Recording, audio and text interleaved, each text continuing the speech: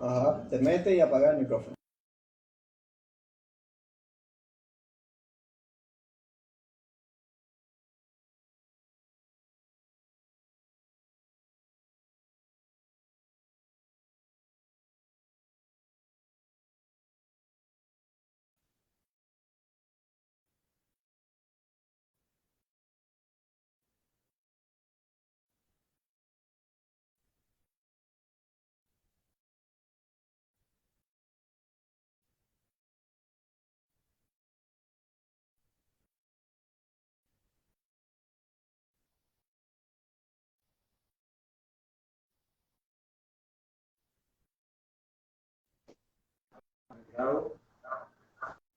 Ya va, dame pa- Listo.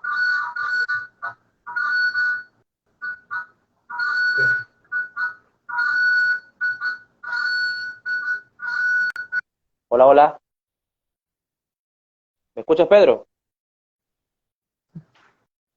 Sí, sí, ¿Me, me escuchas bien? sí, Listo, pues. Entonces cierra el micrófono y espero que Wilson comience el en sí, vivo. sí, sí, sí va.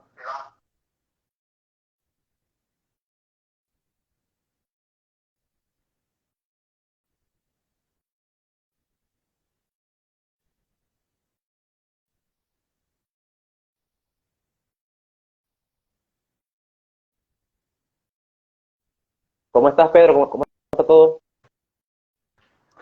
Oye, todo fino. Ayer entregué el primer capítulo de la tesis.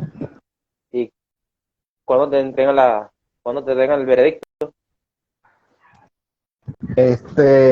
No sé, tengo que esperar que corrijan. Bueno, bueno. ¿Y qué tal quedó? Oye, comencé hablando contexto histórico y el propósito de la tesis. Ok, ok. Está bueno, está bueno. Yo cuando la tenga linda te la mando. Sí, me Buenos interesa, me días, interesa. buenas tardes, mejor dicho. Espero todos se encuentren bien. Como ya saben, hoy vamos a hablar de un tema importante, ¿no? Denme un momento.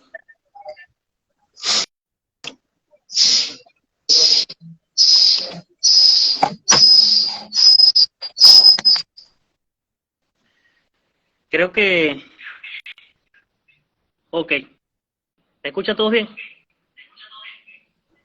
Sí, sí, Perfecto.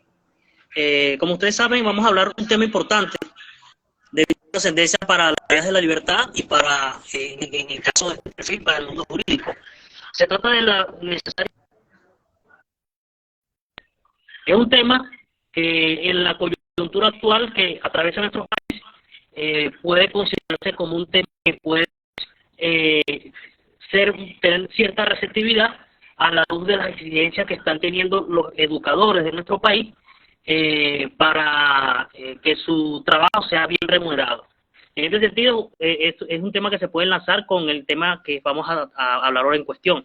Entonces, quisiera que cada uno de nuestros invitados, Kenning, activista libertario y profesor universitario, Pedro estudiante de Derecho, activista libertario también, y mi querido y estimado amigo, así como el resto, Freiti Tavares, que también es un activista libertario y amplio difusor de las ideas de la libertad. Entonces, me gustaría que cada uno me diera su apreciación inicial respecto a cómo ven ustedes el panorama y cómo consideran que sería beneficioso la privatización del servicio educativo. No sé quién quiere comenzar. eh, este, yo. Bueno, bueno, primero que nada, buenas tardes, muchachos, saludos, un abrazo fuerte, se les quiere.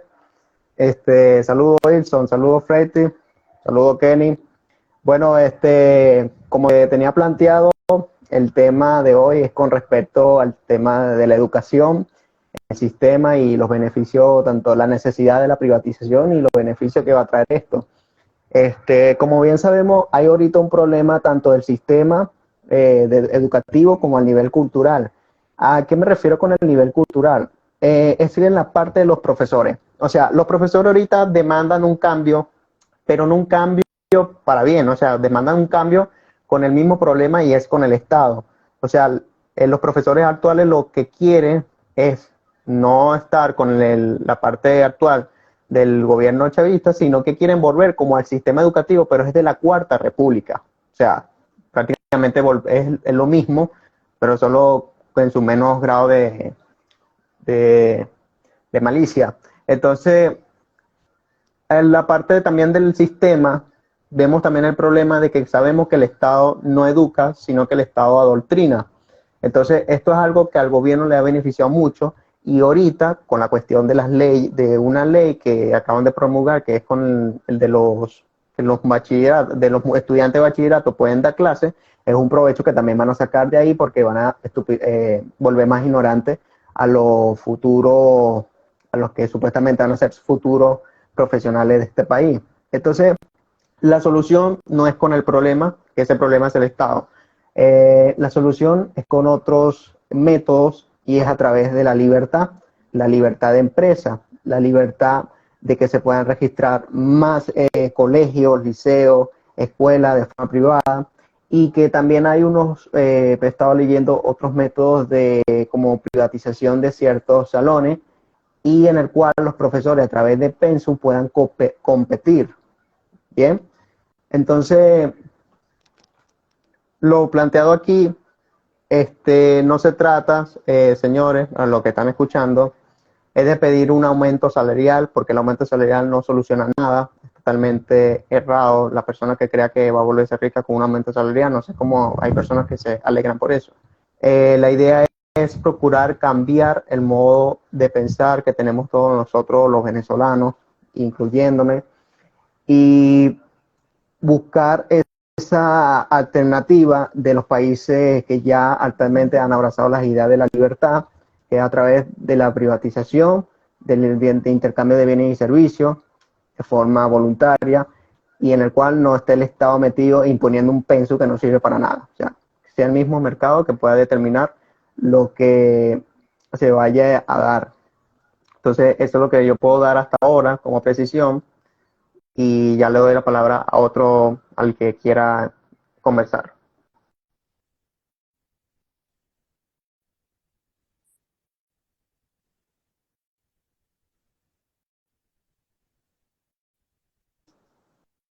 Irson, prende el No te micrófono. escuchas, no te escuchas. Ok, bueno, muchas gracias por tu apreciación, amigo Pedro. No sé quién quiera luego dar su opinión al respecto. Me gustaría sería bueno que cuando cuando alguien esté hablando, no procuremos no estar todos con video, se quede saturado la conectividad. Entonces, no sé si Kenny o Freddy va a dar su intervención inicial. Si quieres dar la Freddy. palabra tú para que tengas un orden, ¿entiendes? Si quieres, o que hable Kevin, que el muchacho de abajo, que no lo conozco, con mucho gusto, no sé. O me avisa, pues, para tener un orden. Bueno, Kenny, tienes la palabra.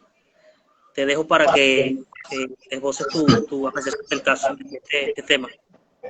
Muchas gracias por invitarme a tu programa, Ilson. Pedro dio en el clavo y coincide con la profesora Carmen Teresa Márquez. Y permítame citarla, ella estuvo participando en un programa. La profesora Carmen Teresa Márquez es la presidenta de la Federación de Sindicatos de Maestros. Ella estuvo en una entrevista que, por cierto, se transmitió por Televen, y ella dijo que el problema que se está suscitando con los docentes es de carácter político, ¿ok? Más que, como bien dijo Pedro, más que reclamar un sueldo, es de carácter político. ¿Por qué? Porque ponte que el Estado conceda la reclamación docente y le suba el sueldo a los profesores, igualito eso se va a devaluar.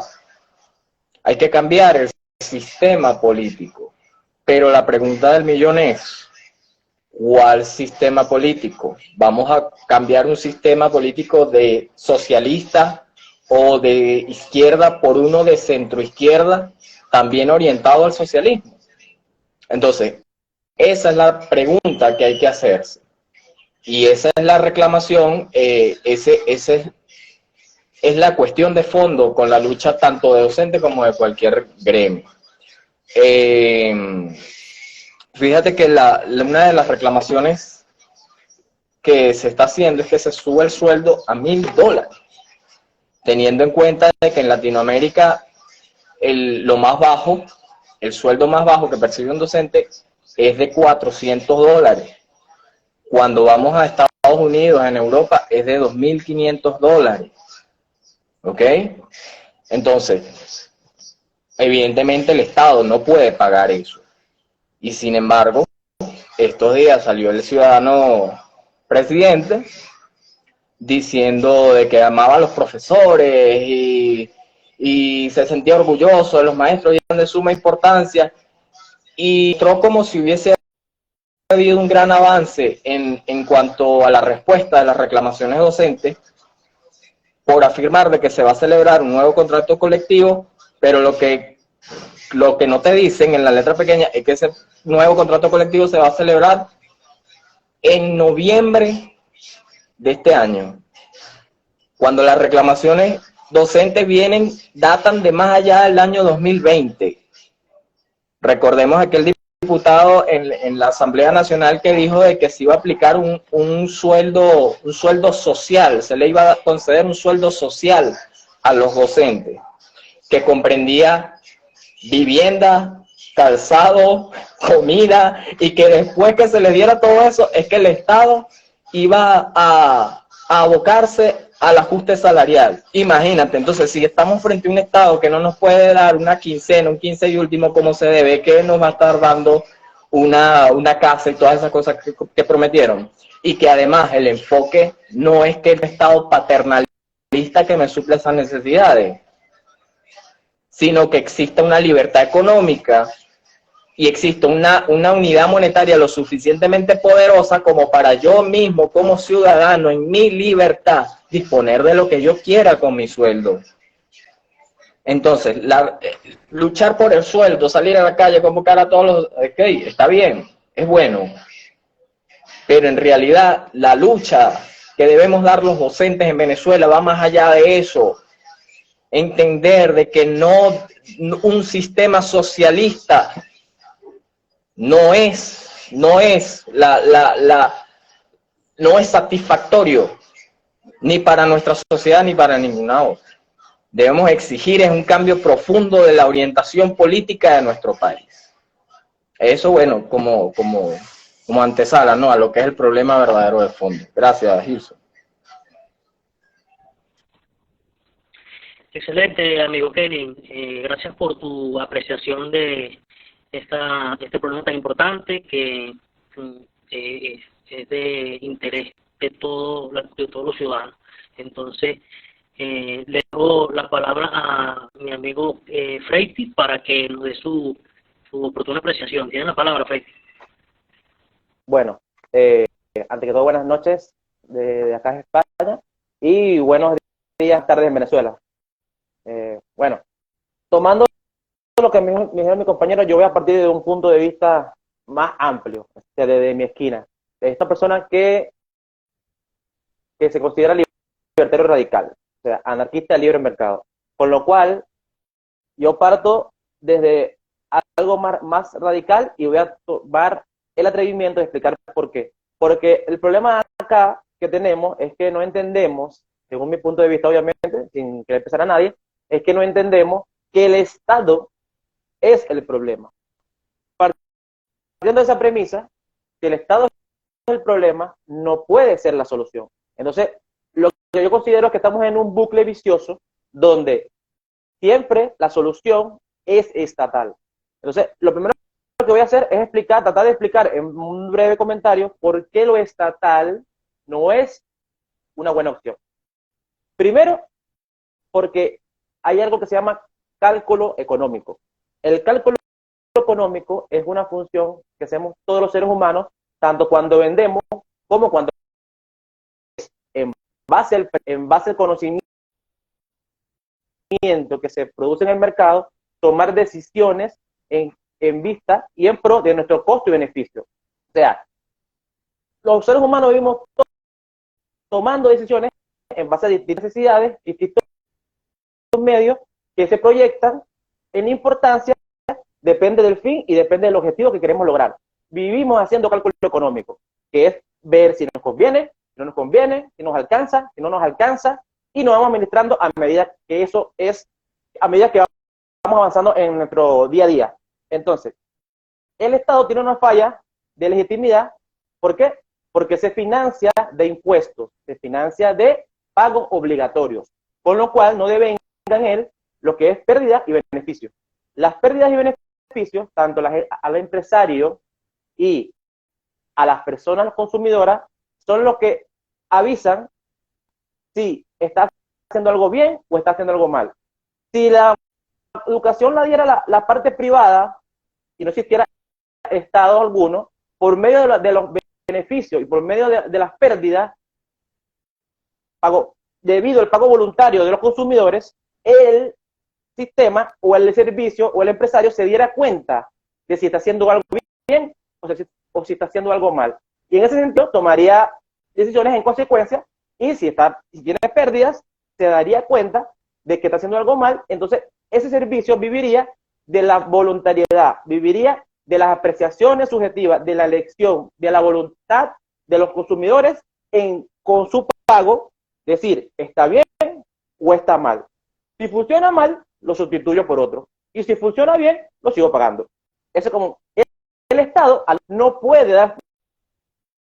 se puede dar cuenta si lo está haciendo bien, si lo está haciendo mal.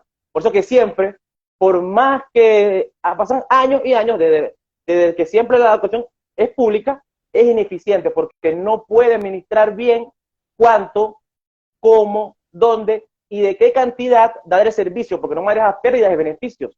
No sabe, está ciego. Entonces, siempre partiendo de esa base, que no se cálculo económico, toda decisión, todo servicio, por más que haya en grado más decisiones peores que otras, siempre perjudica al individuo. ¿En qué sentido? Hace en base no a lo que el individuo demanda legítimamente de la libertad, de lo que él decide, de lo que él elige, sino que como es impuesto, no decide y entonces le imponen el servicio, con lo cual siempre es algo que funciona mal, porque como explico, no puede administrarlo bien, porque no tiene esa guía. Hay una desconexión entre el consumidor del servicio y el que lo da.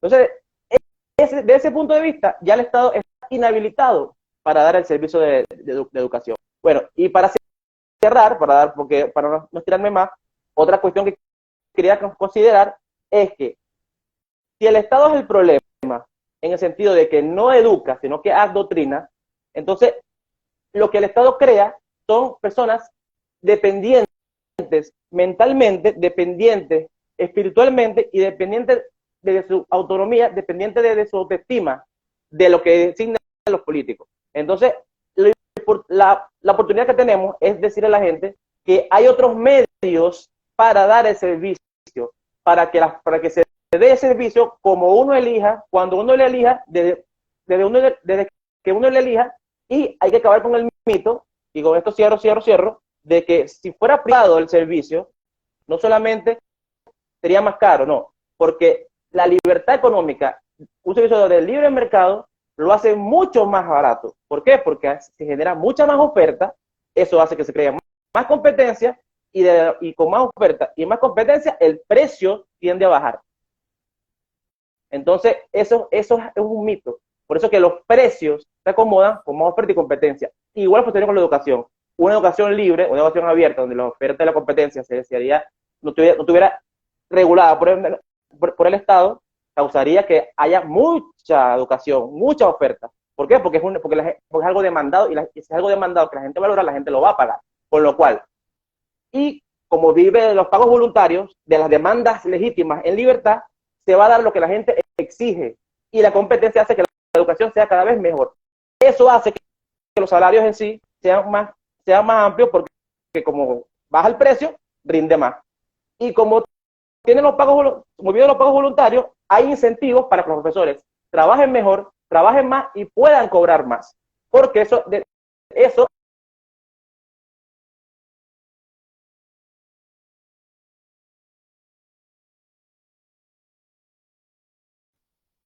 apreciaciones, después vamos ahí dilucidando en este sentido.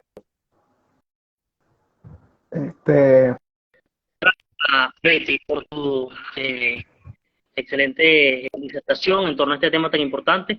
Y en efecto, creo que sintetiza muy bien muchas de las cosas que dijeron el resto de nuestros invitados, porque creo que es el núcleo de toda la controversia o toda la confusión que hay respecto al servicio educativo.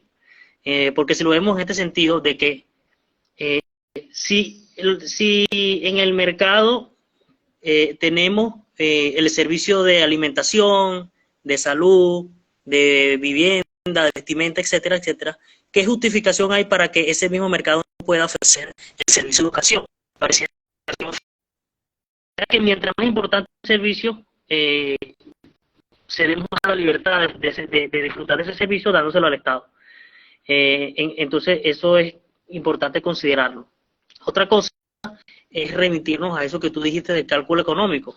El cálculo económico es un razonamiento lógico que hace Mises en 1920 en un artículo que se titula precisamente así, la imposibilidad del cálculo económico del socialismo. Hace 100 años casi, más de 100 años, y todavía seguimos pensando.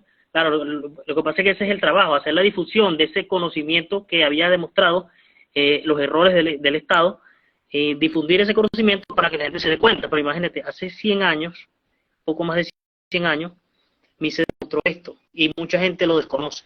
Entonces esa es la reflexión que quería dejar. Pero más allá de eso, me gustaría que me dijeran, en el contexto actual de cómo se estructura el sistema educativo venezolano, ¿qué formas podrían aportar ustedes, qué formas, qué propuestas podrían aportar ustedes para pasar de este sistema defectuoso de educación de que se ha estado degradando y que se ha estado pervirtiendo, pasar de este sistema a un sistema como se daría naturalmente en una sociedad libre, una sociedad que se mueva con arreglo a las dinámicas naturales de mercado, a las dinámicas espontáneas praxeológicamente hablando, por decirlo así. Entonces, quiero dejar esta pregunta sobre la mesa. Me parece que Pedro quería comentar algo. Tienes la palabra. Bueno, ya... gracias. Bueno, antes de responder esa magnífica pregunta, Irson, como inicié aquí el conversatorio, la cuestión también es un problema cultural, y aquí va enlazado con lo que acaba de explicar el compañero Freiti. El Estado no educa, el Estado adoctrina. Y creo que hay como prejuicio con la educación privada. No sé, se tiene como que algo malo, y eso es algo que el Estado se ha encargado de satanizar. Y te lo puedo poner, por ejemplo, tíos, padres que antes veían a los que estudiaban en las escuelas públicas, veían los privados como, o sea, los malos, como los explotadores, como los cifrinos y cosas así. Y yo, como estudio en la pública, soy mejor porque nadie me paga nada. Supuestamente ellos creen en su ilusión que el servicio que ofrece el Estado de forma monopólica de la educación es gratuita, y obviamente que no sabemos que es gratuita, porque es un pago involuntario que es a través del robo sistemático denominado impuestos. Entonces, yo pienso que una de las formas de alcanzar la libertad a nivel educacional, primero lo principal, hay que empezar eliminando la porquería esa denominada ministerio público, que eso no sirve para nada. Eso es una cuestión estatista que lo que busca es planificar la forma en la cual a ti te tienen que educar, y eso es algo que lo tiene que determinar el mercado, la función empresarial, esa creatividad. Segundo, bajar la carga fiscal, y es posible suprimirla, las regulaciones que le ponen a los que quieran montar un colegio, o sea, kinder, liceo, etcétera. Y que bueno, como explicó, también estaba aplicando Freire con la cuestión de la oferta y la demanda, en un libre mercado, en el cual sí el pago es voluntario, en el cual sí se va a aprovechar, los precios se van a abaratar. Entonces, la idea es una libertad económica a nivel educacional, en cual los colegios, las universidades, escuelas puedan competir, ofrecer el mejor pensum, el mejor servicio posible. y difundir esta idea, hacer entender a los profesores y a las nuevas generaciones que la solución no es con el enemigo de todos nosotros, que es el Estado. La solución es a través de uno mismo, porque el individuo tiene un potencial muy grande, solo que hay que descubrirlo, sacarle un provecho ostentoso. Como explicaba Coqui en el manual del arcorista, si la gente comprendiera lo hermoso del mercado de la libertad, sacarían un provecho muy, muy jugoso de la misma. Entonces, dejo la palabra a los que quieran continuar con la pregunta. Lujoso conversación.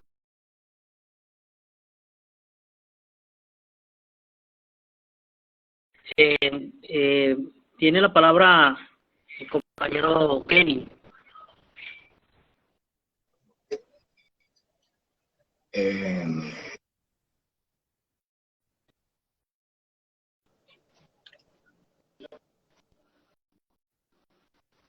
Sí, bro. Bien, bien, bien. Okay. Creo que tiene problemas para... Ya te digo. Ok. De verdad maravilloso todos los aportes que están dando el compañero Pedro y el compañero Freite, conectado desde España. Gracias, Freite, por no olvidar a Venezuela. Bueno, que están hablando de números. Vamos a hablar de números y hablar directamente de la realidad, de lo que gano. Fíjense, el Estado no le rinde cuentas a nosotros en términos económicos desde el año 2017. ¿Sí? Nosotros no sabemos cómo se manejan los recursos del Estado en números, dinero, plata, desde el año 2017. Pero cuando vemos las cifras oficiales, ¿ok? En lo que respecta a educación, la inversión, el gasto público fue de $1.000 millones. Pero el gasto en defensa, por ejemplo, casi llegó a los $3.000 millones en el año 2017. Desde entonces no se hace nada.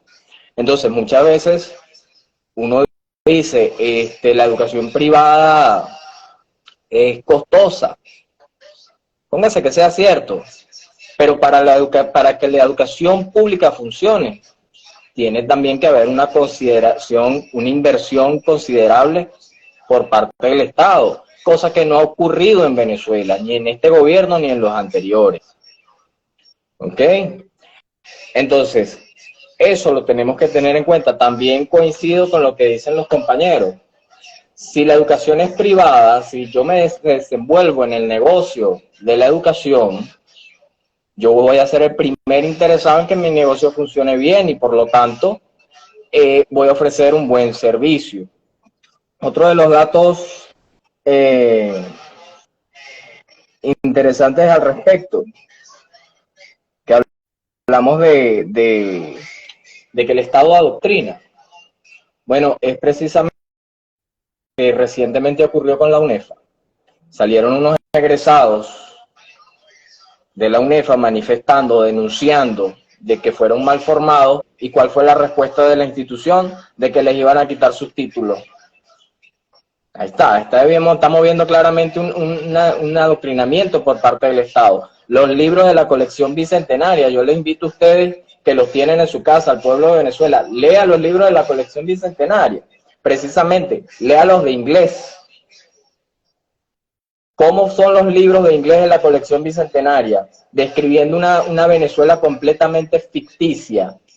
¿Sí? Todos los ejemplos que se dan son porque en mi escuela hay computadoras, hay un servicio de salud gratuita, es pura mentira. y lo que da es risa, porque la gente sabe, usted sabe, venezolano, usted sabe, docente, usted sabe, representante que está escuchando, que eso es mentira. Ejemplo concreto, antes en el 2006, por ejemplo, la peor infraestructura de las universidades las tenían las llamadas aldeas universitarias, las aldeas bolivarianas. Eran, por ejemplo, el de la Constitución, la aldea bolivariana de la avenida Constitución aquí en Maracay, en la ciudad de Maracay, era un edificio que se estaba cayendo, se partió por la mitad, la clausuraron.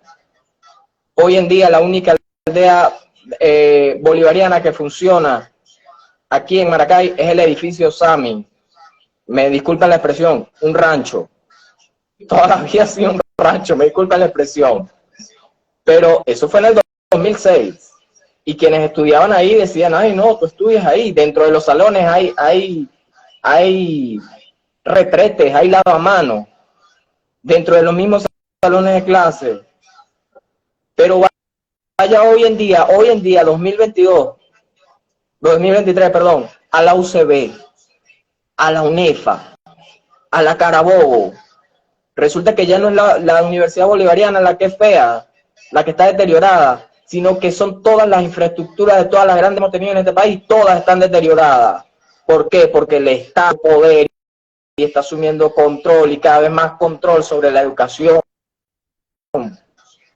Entonces, esa es una realidad más allá del aspecto teórico, la doctrina, la filosofía, eso es una realidad que usted como venezolano tiene que ver. Y si nosotros queremos cambiar eso, repito, no podemos combatir un sistema socialista con más socialismo, tenemos que dar un giro radical en cuanto a la política de nuestra nación. Muchísimas gracias.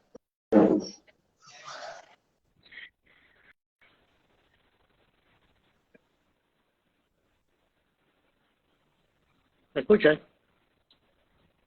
Si te escucho, Ilson. Sí me veo. No. Por ahora no. No aparece la cámara. Bueno, en fin. Gracias, Kevin, por tu opinión, bastante acertada, bastante pulsante con la realidad que se está viviendo, sobre todo aquí en el estado de Aragua. Dejo la palabra para que nuestro invitado Freiti dé su apreciación en este tramo de nuestro live. Bueno, gracias, Ilson. Vamos al grano, para ser breve. Esto es un tema muy amplio y muy difícil, porque lo que tiene este tema es un tema que es algo muy moral para las personas. Siempre se juzga desde el punto de vista moral, que no digo que esté mal, porque la educación es un pilar importante para la sociedad. Creo que sin educación estamos perdidos. Yo siempre defiendo una educación, y por eso la defiendo privada, para que sea la mejor posible, para que cree personas independientes, personas que quieran depender de ellas mismas, personas libres, proactivas, que creen y que desarrollen más su proyecto de vida de mejor manera, con mejores herramientas. Porque, por ejemplo, algo que yo siempre digo, que la educación pública tiene serias características para ser imposible que sea buena opción. Primero, lo que yo quiero es que entiendan una cosa: lo público, el Estado como solución para un servicio, no es lo único que existe. Porque lo que tenemos que tener, la premisa inicial, es que todo servicio público nace privado, fue privado, o sea que es posible. Y como ustedes pueden ver, siempre lo privado funciona peor que lo público funciona peor que lo privado. Pero bueno, esa consideración la puedo desarrollar más adelante. Por ahora me voy a centrar en 4 aspectos porque la educación pública no es opción. La primera, que lo anoté por acá, es porque es ilegítima y es inmoral. Es ilegítima porque se financia de robo, se financia de impuestos. Los impuestos son un robo. ¿Por qué? Porque, como dije yo en otro vivo, robo como tal, la definición es confiscación bajo violencia y amenaza de propiedad privada. ¿Qué es lo que es el impuesto? Entonces es ilegítimo. ¿Por qué es ilegítimo? Y es inmoral.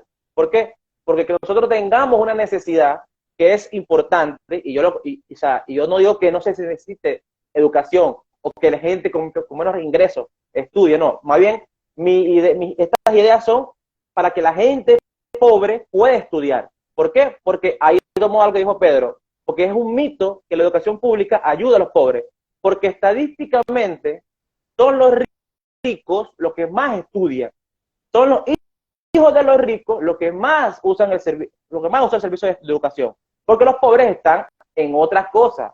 Mucha gente pobre deja de estudiar a temprana edad, o porque su situación no termina la clase o la universidad.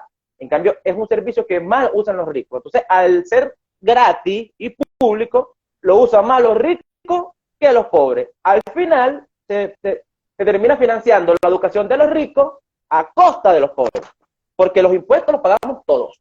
Entonces, eso como primera. Entonces, ¿es ilegítimo o es inmoral? porque nosotros por una necesidad no tenemos derecho al trabajo ajeno, y es lo que se financia los impuestos. Nosotros no tenemos derecho a quitarle a otro para que nos pague cosas a nosotros. Eso es inmoral. Y por eso, y eso siempre sale mal. ¿Por qué? Porque los países se desarrollan a través de que las personas dependan de sí mismas, de su trabajo, de su esfuerzo. Por eso necesitamos sacarle el Estado de nuestras vidas para que con sus regulaciones, controles y sus políticas de intervención en el mercado no nos arruine lo que es lo que es el día a día en la economía, para que nosotros podamos con nuestros recursos y nuestro esfuerzo poder hacer un proyecto de vida mejor. Eso como primero. Lo segundo son los incentivos. Lo público no tiene incentivos. ¿Por qué? Porque como le dije, si yo soy un privado y doy un servicio, yo dependo de lo que el consumidor valore de mi servicio. Si al consumidor le gusta mi servicio, me lo paga. Si no le gusta, no me paga. Si tengo pérdida, yo corrijo. ¿Por qué? Porque el consumidor no me está valorando. Quiere decir que estoy haciendo algo en calidad de servicio, estoy haciendo algo en calidad en calidad, para la redundancia, y en precio. No estoy ofreciendo algo que el consumidor quiera valorar y quiera pagar. Y más si competencia. Entonces, si yo veo que tengo pérdidas y beneficios como privado, yo voy a tener incentivos porque me pega en el bolsillo, me pega directamente a mí y me repercute en mi actividad económica. En cambio, como el Estado vive de los impuestos, una financiación ilegítima e inmoral, no vive estos pagos voluntarios. Entonces, por lo cual, si lo hace bien o lo hace mal, no los puede cobrar. Si que la queremos o no la queremos, no las puede cobrar. Si funciona bien o funciona mal, no las puede cobrar igual. O sea, no hay ningún incentivo para que lo haga bien. O sea, por eso es la peor vía para esa solución. Otro aspecto que también quería, eso me abre a otra cuestión, lo que se llama el lucro. El lucro es una palabra muy satanizada. Lucro no solamente dinero, lucro se refiere a un beneficio. Si Pedro me da a mí un cuaderno que me ayuda en algo y me da un beneficio, eso es lucro. Lucro es beneficio, no solamente dinero. Entonces, lo que impone la financiación del Estado es un lucro unilateral.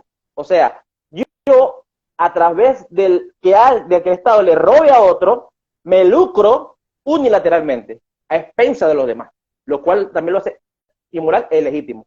Entonces, y esa es otra parte que también quiero tocar. Una persona que no paga su educación, que no se esfuerza por educación, por cierto, educación privada que va a servir para su producción, para su trabajo y para lucrar en un futuro, por cierto. Por eso que vemos que estudiantes duran años estudiando la carrera y raspan y cambian de carrera, porque como no la pagan de su esfuerzo, no tienen incentivos para ser suficientes en el estudio, para esforzarse, porque no la pagan ellos, la paga otro. Entonces, el lucro unilateral es también inmoral. Y por último, en la educación pública, los derechos sociales, lo público es un lastre cultural y un lastre económico. ¿Por qué? Volvemos al principio. El Estado no educa, adoctrina. El Estado crea seres religiosos al sistema. ¿En qué sentido? El negocio del político es hacerte dependiente, es hacerte ignorante y es hacerte una persona que defiendas lo que te perjudica. Entonces, si ese es el incentivo del político, que aparte es un ladrón per se y un mentiroso, entonces es mala idea que estos ladrones per se, que son capaces de vender a su madre por poder, nos eduquen. Yo creo que es una muy mala idea. Y bueno, creo que con eso está bien. Otra cosa. El gasto público, recordemos que se hace a través de quitarle ingresos a los privados. Cada vez que el Estado gasta, gasto privado se deja hacer. Le manda la factura. Por eso es un lastre económico. Entonces, lo que no permite que la educación privada sea mejor y sea más barata es esto. Porque el gasto público en educación del Estado hace que el gasto privado deje de nacer. ¿Por qué? Porque los recursos son escasos. O van al Estado o van al mercado. Y el Estado siempre quita más, nunca quita menos. Entonces esto no permite que nazca más oferta privada Y por eso vemos que los poquitos privados que existen es muy caro. Porque lamentablemente, señores, la economía es causa y efecto. Si no hay competencia que fuerce a los servicios a competir entre ellos en razón de precio, calidad de servicio, los precios no van a bajar. No sirve que un político por ley a dedo diga esto baja, no. Hay que hacer que baje. Y la forma que baje es eso, que se cree la mayor oferta y la mayor competencia. El Estado, con su gasto público, hace eso imposible. Porque cada vez que el Estado gasta, limita la oferta privada. Y por eso vemos que todo. Entonces tenemos un servicio ineficiente y aparte nos adoctrina. Y lo financia de manera obligatoria, sin que nos pregunten, funcione bien, funcione mal, lo queremos o no lo queramos. Entonces yo creo que así no, esa no es la solución. Hay que buscar otras vías. Hay que poner los medios públicos y hay que tratar de promover los medios económicos y voluntarios en libertad, donde todos somos cargos y todos somos partícipes y todos juntos podemos idear un mejor proceso para que el servicio privado beneficie a todos, sea más barato y funcione de manera más eficiente. Listo.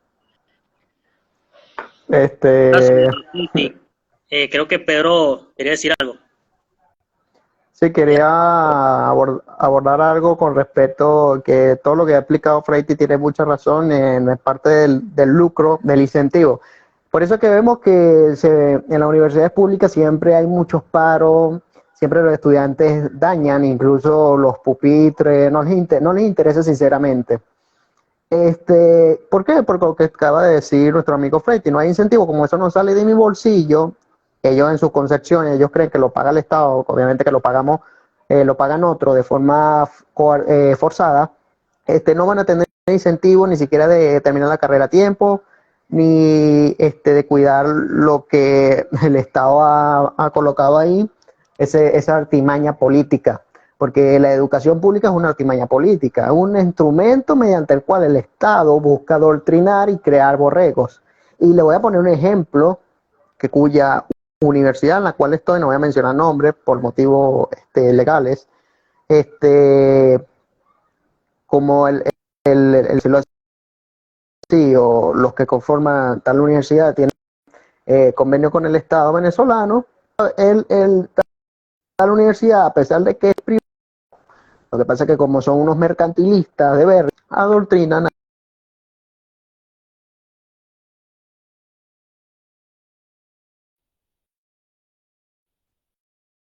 cuando sabemos que el mercado beneficia a la sociedad pacífico. Pero si mal no recuerdo decía Bastia que donde entra el mercado no entran las balas. Entonces aquí el punto es que no lo público no, lo privado sí.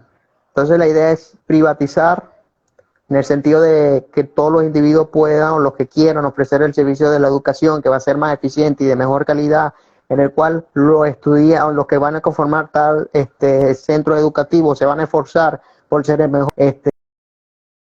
rendimiento en la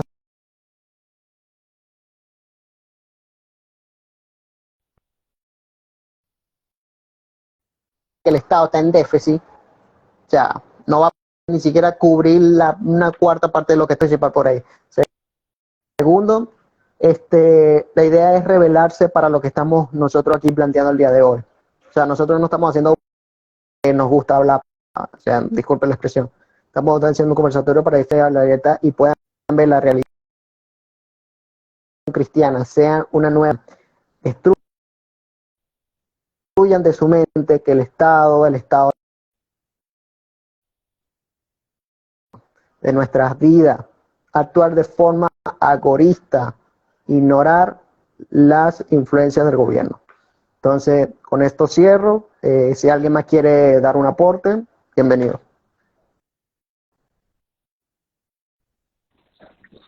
Gracias, Pedro, por tu opinión, como siempre bastante acertado. Veo que la pregunta se